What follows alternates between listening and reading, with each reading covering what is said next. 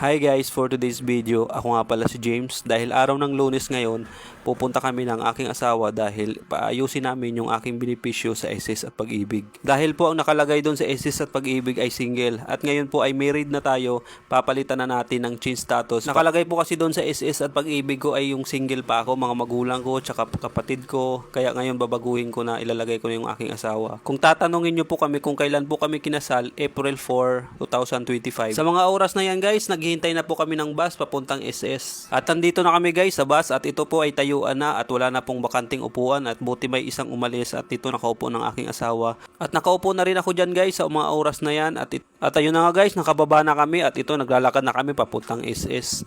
At yung nga, tawa-tawa nga yung aking asawa dahil nakalaya na naman daw siya. At ito na guys, at nandito na kami sa SS. Dito lang yan guys, malapit lang sa GMA. Una-unahan na yan, GMA na. At nandito guys, papasok na kami. Dito talaga ako guys pumupunta kapag may asikasuhin ako sa aking SS. Kailangan kasi dito guys, ang labanan dito, kailangan maaga ka pumunta dito para makapila ka. Kasi mamaya, hindi pa namin in-expect kung mahaba pang pila. Nga pala guys, kapag pumunta kayo dito, kailangan yung number natin dahil may coding pala yan. So ayun guys, at nandito na po kami sa loob. Ganyan kadami ang tao guys kapag sa SS ka talaga. Ayan oh, haba ng pila. Yun yan, sabi ko sa inyo, yung mga first timer na pupunta ng SS, kailangan maaga talaga kayo pumunta dito para makapila kayo maagad.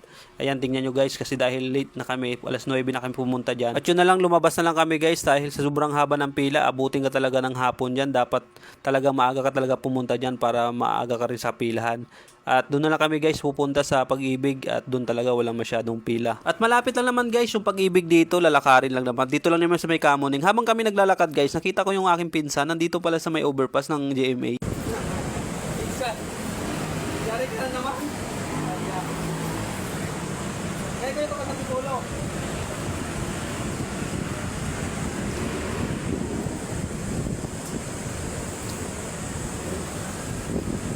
Nga pala guys, itong pinsan ko talaga, lagi na lang talaga siya dito sa overpass. Kung maniwala man kayo o hindi, pinsan ko yan guys, mustasa yan. Yung papa ko, tsaka yung papa niya magpinsan.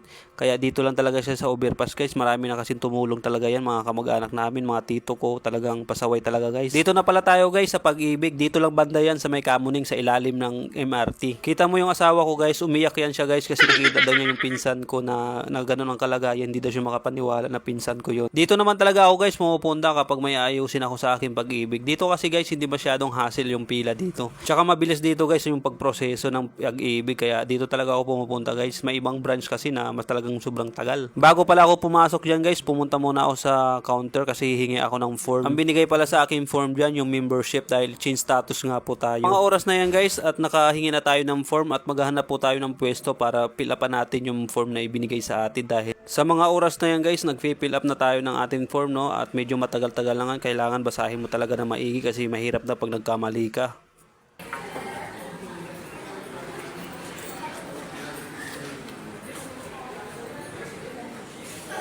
Pagkatapos natin fill up guys, ayan, nagkaupo na tayo at naghihintay na lang tayo na tawagin yung ating number. At hindi naman tayo matatagalan dyan guys dahil malapit naman tayo tatawagin yung number. 84 na yun dyan, C97 na tayo.